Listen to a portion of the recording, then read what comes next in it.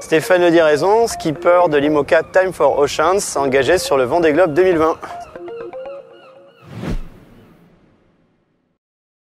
Une fois que j'avais le bac en poche, je me suis posé un certain nombre de questions quant à la voie qui me correspondait le mieux. Et habité à la fois par l'envie de naviguer, mais aussi complètement curieux par tout ce qui touche au navire et à la technologie des navires, j'avais choisi une filiale qui s'appelait un DUST.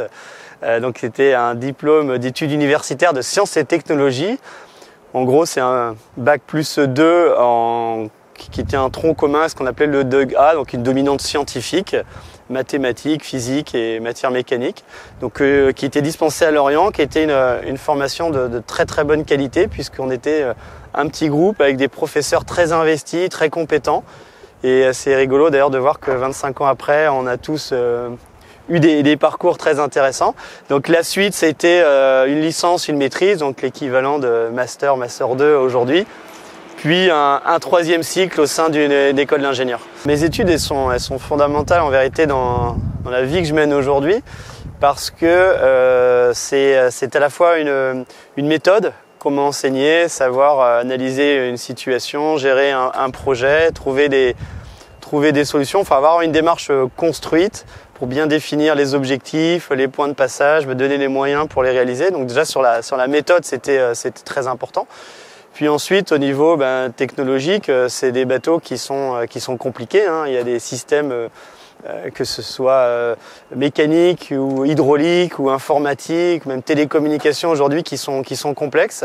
Et ma formation, qui était finalement avec des matières appliquées, mais aussi un tronc commun généraliste, me permet d'avoir une bonne capacité à m'adapter justement aux différentes technologies installées à bord. Donc c'était je ne sais pas comment je m'en débrouillerais aujourd'hui si j'avais choisi une autre filière plus littéraire, par exemple, ça correspondrait beaucoup moins.